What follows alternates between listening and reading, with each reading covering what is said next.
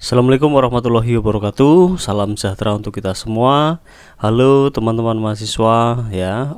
Video kali ini adalah video mata kuliah evaluasi pembelajaran sosiologi. Dan video yang pertama ya, saya akan membahas tentang konsep dasar evaluasi pembelajaran ya. Jadi nanti ya akan dibahas dalam video ini tentang konsep dasarnya, contohnya seperti apa, dan juga mari nanti kita diskusikan ya pada forum diskusi yang sudah saya sediakan. Baik, saudara ya, ini satu materi yang juga penting ya, karena dalam ranah pedagogi ya, selain mahasiswa belajar tentang kurikulum, belajar tentang perencanaan pembelajaran, strategi belajar mengajar, ya, inovasi pembelajaran, lalu kemudian media pembelajaran, ya. Mahasiswa juga harus menguasai, ya, mahasiswa kependidikan ya, yang maksud saya dari sini juga harus menguasai tentang apa itu evaluasi pembelajaran, ya. Mengapa evaluasi pembelajaran itu penting, ya?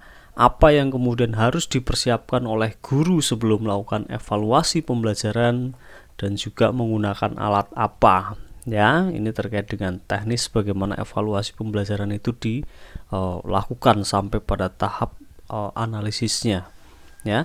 Nah, ini penting ya untuk dikuasai oleh mahasiswa ya yang berada di prodi pendidikan ya, karena ini termasuk bagian dari kompetensi pedagogi yang harus dikuasai oleh mahasiswa. Nah, karena ini masih konsep dasar ya, saudara, saya akan menjelaskan dulu tentang apa itu evaluasi pembelajaran ya.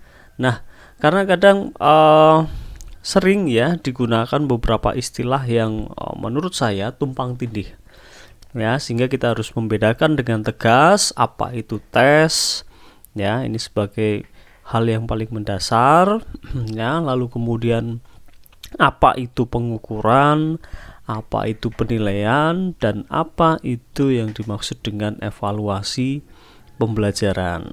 Nah, ini yang akan kita kupas tuntas di dalam video ini.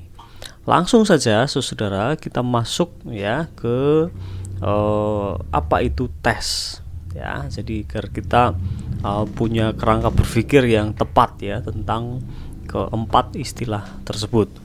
Yang pertama, tes. Nah, ini merupakan bagian yang tersempit dari evaluasi ya. Kalau dilihat dari fisiknya ya saudara, tes itu ya tidak lain dari sekumpulan pertanyaan yang harus dijawab ya, atau yang harus dikerjakan oleh siswa ya. Nah, tes ini ya saudara sekaligus merupakan alat ukur ya untuk memperoleh informasi hasil belajar siswa ya, yang kemudian alat ukur ini ya memerlukan jawaban atau respon terkait dengan benar atau salah. Nah, ini yang harus dikerjakan oleh siswa gitu ya. Nah, tes juga merupakan salah satu cara untuk menaksir besarnya kemampuan seseorang secara tidak langsung ya, yaitu melalui respon seseorang tersebut, siswa tersebut terhadap stimulus atau pertanyaan yang disajikan di dalam instrumen tes itu. Nah, ini ya. Nah, sudah bisa dipahami sekarang tes. Nah, ini elemen yang paling dasar di dalam evaluasi pembelajaran. Ya. Ya, tentu kalian semua juga ya, saya pikir sudah sering sekali lah ya untuk melaksanakan tes. Ya, ujian tengah semester, yaitu teknisnya ketika dalam berada di kelas itu kalian sedang melaksanakan tes misalkan ya, itu ini tes. Lalu kemudian lanjut ke istilah berikutnya, yaitu pengukuran. Nah, ini dia saudara ya. Pengukuran ini mempunyai konsep yang lebih luas daripada tes ya. Nah, terkait dengan menentukan jawaban tepat atas pertanyaan yang dikuantitatifkan ya. Nah, mengukur, measurement ya. Nah, pengukuran ini juga bisa disebut sebagai proses penetapan angka ya terhadap siswa menurut aturan tertentu. Ada aturannya kan dalam mengukur, dalam memberikan skor atau angka terhadap tes yang sudah dikerjakan oleh siswa. Ya. Mengukur ini juga merupakan proses menentukan dimensi kuantitatif, ya, berdasarkan suatu standar atau ukuran atau instrumen yang telah ditetapkan sebelumnya. Nah, pengukuran ini akan menjawab pertanyaan berapa banyak, berapa besar nilai yang diperoleh atau skor yang diperoleh oleh siswa setelah mengerjakan tes. Ya. Ya, ini sudah saya sebutkan tadi ya, hasil dari pengukuran itu ya berupa skor atau angka. Nah, yaitu pengukuran. Jadi setelah dites, ya, hasil tesnya itu diukur, ya, oleh guru. Nah, ini tahap berikutnya sebenarnya di dalam sebuah evaluasi pembelajaran. Jadi tadi ya, setelah siswa dites, kemudian hasil tesnya diukur. Tidak hanya sampai diukur, tetapi hasil skor atau angka itu juga harus dinilai. Nah, inilah maka muncul istilah berikutnya, yaitu penilaian. Nah, penilaian itu adalah memberi nilai, ya, tentang kualitas, ya, tentang suatu hal. Ya, menilai adalah menentukan dimensi kualitatif, ya, terhadap suatu hasil pengukuran berdasarkan kriteria yang telah ditetapkan. Nah, ini ya, saudara ya. Jadi kegiatan menafsirkan atau memaknai data hasil pengukuran berdasarkan kriteria atau standar atau maupun aturan tertentu lah, itu penilaian. Ya. Nah, makna atau keputusan dari skor atau angka yang diperoleh dari hasil pengukuran. Nah, ini ya. Jadi ini adalah tahap selanjutnya setelah pengukuran adalah dinilai. Ya. Seperti apa sih? Ya, gitu toh. Nah, nanti akan saya contohkan. Nah, jadi memang keduanya ada hubungan yang saling terkait ya antara tadi itu, baik mulai dari tes, pengukuran, penilaian. Ya, pengukuran dan penilaian ini terdapat perbedaan, tetapi keduanya sebenarnya mempunyai hubungan yang erat. Ya, kalau pengukuran tadi adalah dimensi kuantitatif, maka penilaian adalah dimensi kualitatifnya di dalam sebuah tahapan evaluasi pembelajaran. Ya, pengukuran yang dilakukan ini tidak akan memberi arti apa-apa, ya, jika tidak dilanjutkan dengan penilaian. Sebaliknya, penilaian tidak akan dapat dilakukan sebelum melakukan pengukuran. Nah, ini nih contohnya nih, ya, ini biar semakin jelas lagi contohnya. Misalkan siswa A mengerjakan 4 dari 5 soal dengan benar, ya, sehingga memperoleh skor 80. Ya, apakah A dinyatakan lulus? Nah, ini ya. Jika KKM-nya atau di sini menggunakan istilah norma kelulusan minimal, ya, jika KKM-nya adalah 75, maka A dapat dinyatakan lulus, ya, sebab skor siswa A adalah 80, itu lebih besar daripada 75. Ya. Nah, ini ya, mudah-mudahan sudah semakin jelas lagi nih. Nah, akan saya semakin perjelas lagi nih dengan contoh. Ya. Nah, misalkan Bu Erlin ingin mengetahui apakah peserta didiknya sudah menguasai kompetensi dasar di dalam mapel sosiologi. Untuk itu, Bu Erlin memberikan tes dalam bentuk pilihan ganda sebanyak 50 soal. Ya. Nah, ini dalam tahap ini Bu Erlin sudah mencapai atau sudah berada pada titik melaksanakan tes. Ya. Nah, setelah dites siswa itu, ya, selanjutnya Bu Erlin mengoreksi tes tersebut sesuai dengan kunci jawaban yang sudah dibuat, ya. Ya. Ternyata hasil perhitungan diperoleh skor yang sangat bervariasi. Ada siswa yang dapat 25 benar, ya, 25 nilai benar. Dari 50 soal itu ada yang benar 36, ada yang benar 44, ada yang benar 47. Nah, sampai di sinilah ya, Bu Erlin sudah sampai pada tahap pengukuran. Ya, diukur hasil tes itu. Ya. Angka atau skor tersebut belum mempunyai nilai atau makna dan arti apa-apa. Ya. Oleh karena itu, Bu Erlin harus melakukan pengolahan nilai, ya, dengan pendekatan tertentu. Ya, misalkan menggunakan penafsiran pendekatan skala. Ya, sehingga diperoleh, ya, data yang semacam ini. Nah, ini ya, data menggunakan pendekatan skala. Ya, tadi diperoleh ya, siswa ada yang dari 50 soal ada yang benar cuma 25, ada yang benar 36, ada yang benar 44, ada yang menjawab benar 47. Nah, sehingga ya karena soalnya berjumlah 50 ya, sehingga pembaginya adalah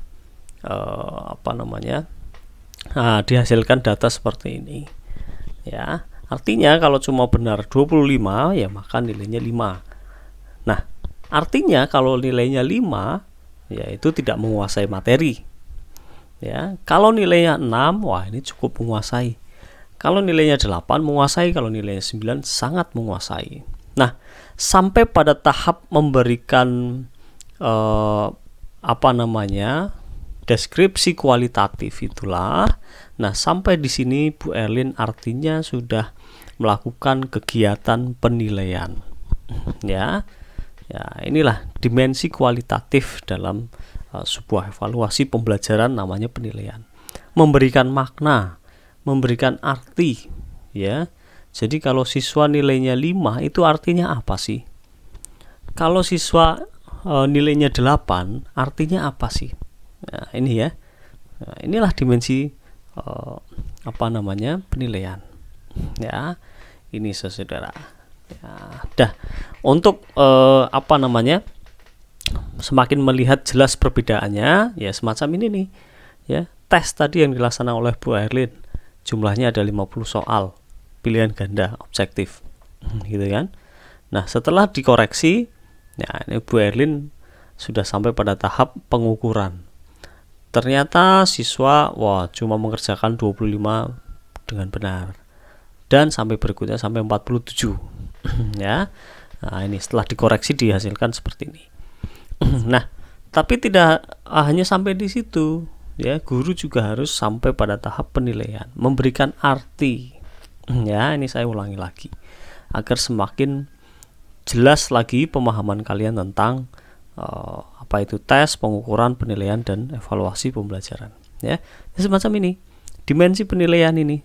Ya, kalau dapat nilai 5 artinya apa? Tidak menguasai. Ya, kalau siswa nilainya 9 artinya apa? Maknanya apa? Ya, siswa itu sangat menguasai materi. Kan gitu ya. Nah, inilah tes, pengukuran, penilaian. Ya, ini saudara. Nah, sehingga setelah sampai pada tahap penilaian ini, maka selanjutnya guru harus melakukan evaluasi pembelajaran. Ya, inilah cakupan yang paling luas, meliputi 3 proses atau 3 tahapan sebelumnya. Ya, jadi evaluasi pembelajaran itu, saudara, ya kalau menurut Tyler ini merupakan sebuah proses penentuan, ya sejauh mana tujuan pendidikan telah tercapai. Ya, nah ini. Jadi di awal, ya di kurikulum, ya guru kan pasti memiliki kompetensi inti dan kompetensi dasar. Itu yang kemudian di breakdown menjadi indikator pencapaian kompetensi. Ya, di breakdown lagi menjadi tujuan pembelajaran. Ya, dari sebuah proses tes, lalu kemudian pengukuran, penilaian, ya KI, KD, IPK itu tercapai atau tidak. Nah, itulah yang kemudian harus dilakukan oleh guru, ya mengevaluasi. Ya, jadi memang keseluruhan proses itulah yang kemudian dievaluasi oleh guru. Ya, jadi di sini juga bisa dikatakan bahwa evaluasi merupakan proses perencanaan, pengumpulan, penggambaran, ya, dan menyajikan informasi tentang pencapaian tujuan suatu program, ya, sehingga dapat ditarik simpulan dan digunakan untuk mengambil keputusan berikutnya. Ya, saya lanjutkan dulu nanti ini sebelum saya menjelaskan lebih jauh. Ya, evaluasi ini dapat mencakup seluruh komponen pembelajaran mulai dari input, proses sampai dengan hasil pembelajaran. Ya. Nah, komponen pembelajarannya apa saja? Guru, kurikulum, sarpras, media pembelajaran, iklim kelas, sikap siswa dalam pembelajaran, dan lain sebagainya. Nah, keseluruhan inilah yang kemudian harus dievaluasi oleh guru. Ya, Wah, jangan-jangan apa namanya, strategi pembelajaran yang diterapkan oleh guru kurang tepat ya, sehingga apa namanya, setelah dites, diukur dan dinilai ya, siswa apa namanya, kurang bisa menguasai materi ya, kan dievaluasi ya. Atau jangan-jangan karena media pembelajarannya kurang menarik ya, atau model yang pembelajaran yang diterapkan sudah tepat, sudah bagus, wah, sehingga apa namanya, penilaian hasil belajar siswa itu nilainya maksimal semua ya. Nah, ini kan berbagai macam kemungkinan ya, bisa dari gurunya, kurikulumnya, medianya, iklim kelasnya, sikap siswanya dan sebagainya ya. Atau jangan-jangan karena memang iklim ya, atau budaya kelasnya yang waduh ya, sehingga apa namanya, hasil belajar siswa itu rendah misalkan. Nah, ini yang perlu dievaluasi. Keseluruhan proses itulah yang harus dievaluasi oleh guru ya, sehingga hasil belajar siswa itu bisa disimpulkan ya, apakah sudah tepat, sudah sesuai dengan kompetensi inti, kompetensi dasar, indikator pencapaian kompetensi, tujuan pembelajaran atau tidak ya. Itulah yang harus dievaluasi oleh guru ya, sehingga ke depan ya, di dalam pembelajaran berikutnya guru bisa apa namanya, merencanakan pembelajaran dengan lebih baik lagi ya, menggunakan model pembelajaran yang lebih inovatif lagi, menggunakan media pembelajaran yang lebih baik lagi ya, sehingga ke depan diharapkan hasil belajar siswa itu bisa tinggi, bisa meningkat ya. Nah, inilah ya kenapa kemudian pentingnya evaluasi pembelajaran itu ya. Evaluasi pembelajaran itu ya memang cakupnya sangat luas sekali ya, memang harus ada sebuah apa namanya, transformasi di dalamnya ya, karena evaluasi pembelajaran itu ya menyangkut keseluruhan inilah ya, mulai dari input ya, peserta didiknya bagaimana ya, lalu kemudian itu tadi perencanaan, pelaksanaan yang dilakukan oleh guru bagaimana, pembelajaran ya yang dilakukan oleh guru bagaimana. Nah, sehingga apakah kemudian ada transformasi di sana sehingga menghasilkan output yang sesuai dengan KIKD, IPK dan tujuan pembelajaran. Nah, ya kalau kemudian setelah dilakukan evaluasi ya, disimpulkan seperti ini ya, disimpulkan bahwa oh ternyata ya hasil belajar siswa itu rendah karena ini. Nah, sehingga ada umpan balik ya, saudara, yang bisa dilakukan oleh guru untuk memperbaiki input.